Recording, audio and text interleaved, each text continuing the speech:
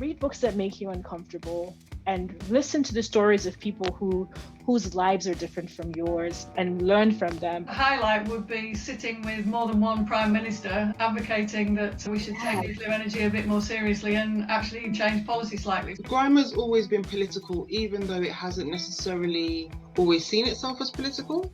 Or maybe it did, but didn't articulate itself in an overtly political way. What I had in mind when I set up episode was why is there all these clubs for diets, but nothing similar around alcohol that has a far more positive spin? As long as there's wars, as long as there's poverty, as long as there's climate change, there's going to be refugees. How we deal with refugees is a fundamental question in our lives. It's a moral dilemma that we will always face. We were trying to really understand hacking as a physical thing to your computers or to your data.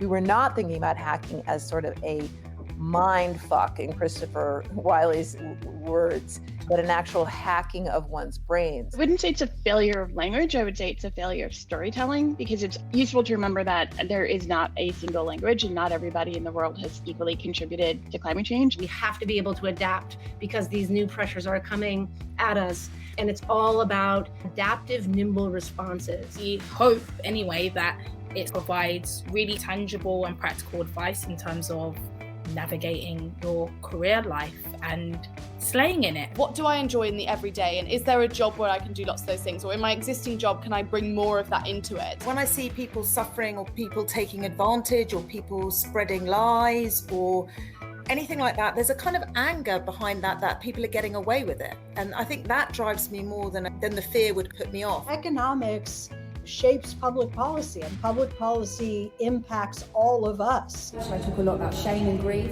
so I'm bringing all of these human emotions that most people like to avoid into my work. I was given no opportunity to actually work on television for a very, very long time because disabled people weren't on TV.